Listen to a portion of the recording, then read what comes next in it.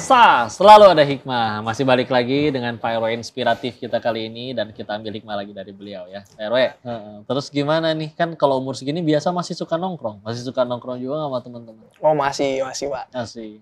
Tapi untuk nongkrong itu biasanya saya di kuliahan aja sih. Kalau untuk di wilayah ya sekedar mencari aspirasi. Dari malam sampai ke pagi udah aja nimbrung. Oh itu ya. Udah enggak bisa ya? tepar itu. Iya. Besoknya juga capek. Terus betul. Akhirnya ada yang tertarik karena jabatannya nggak digodain cewek nih naksir. Aduh Pak RW tolong nikahi aku gitu. Aduh.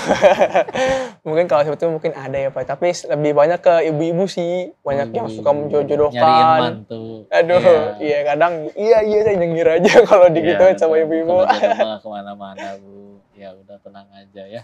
Terus akhirnya juga sekarang jadi duta anti narkoba. Wah itu gimana ceritanya? Untuk waktu itu saya menjadi duta anti narkoba karena dipanggil Bapak Wali Kota. Dipanggil waktu itu untuk menemani. Jakut ya maksudnya? Iya, Jakut Utara. Wali Kotanya namanya Bapak Hendra Hidayat.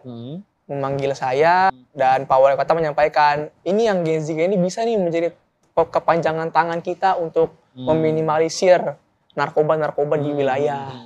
Itu ya alhamdulillah diangkat lah sama beliau menjadi duta anti narkoba. Jakut permasalahan narkobanya gimana sih sejauh ini? Sejauh ini sih yang saya tahu sih masih zona merah sih Pak ya. Makanya kita diangkat untuk mengedukasi teman-teman kita agar menjauhi hal-hal yang terlarang lah. Gitu. Sejauh ini di RW-nya gimana nih? Ada nggak yang terendus atau kayaknya terlibat entah jadi kurirnya lah atau ya yang naudzubillah berbuat jadi masalah masyarakat? Alhamdulillah ya semenjak saya diangkat menjadi duta anti narkoba sudah zero. Ada Pak. Alhamdulillah. Karena mereka juga takut kali ya. Ada duta narkoba juga nih di wilayah. Iya. Karena diberi wewenang sama BNNP untuk kayak ini lapor dia bisa langsung diangkat Pak, bisa dicomot gitu. Jadi mungkin mereka bertakut ya. Udah ada CCTV-nya tapi alhamdulillah juga. Nol Pak, zero, nggak ada di wilayah. Alhamdulillah. Udah nanti meluas ke Jakutnya, lama-lama ke DKI-nya. Amin Pak. Ya, ada yang tahu dan masih panjang bismillah ini usia dan karirnya alhamdulillah. Kalau misalkan ternyata naudzubillah yang ketahuan atau ketangkep justru teman sendiri nih. Lu selama ini ternyata nongkrong kita satu kompleks, satu RW, ternyata dia malah misalkan ngedari narkoba atau kepepet. Wah gimana tuh nanti? Ya kan, mungkin kalau Pak RW gitu. kita juga dapat ini nih, BNNP mengadakan program bahwasanya pengguna narkoba yang ingin tobat atau pengen sembuh, ada mereka mengadakan rehabilitas gratis untuk pengguna. Tapi kalau untuk bandar tidak ada. Jadi kalau untuk bandar ditangkap nih Pak, kalau untuk pengguna ada rehabilitasnya gratis. Sampai sembuh katanya gitu. Jadi dari BNNP.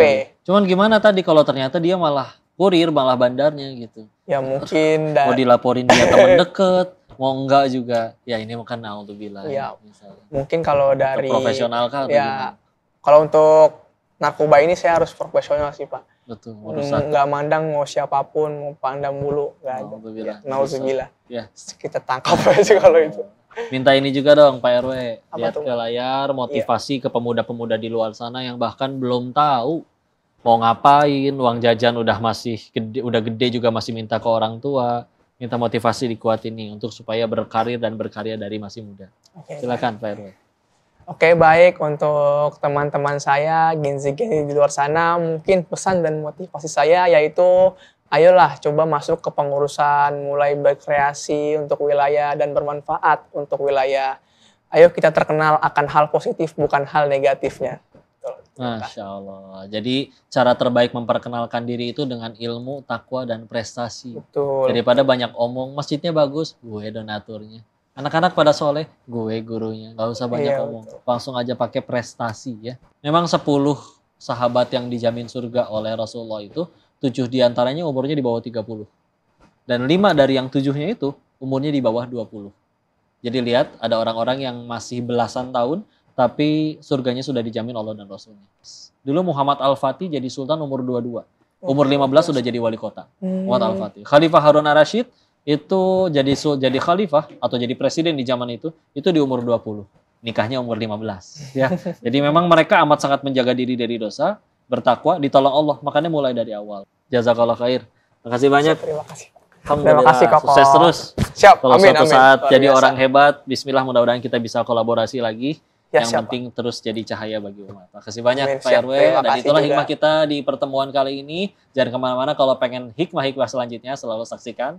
Selalu ada hikmah di episode selanjutnya. Assalamualaikum warahmatullahi wabarakatuh.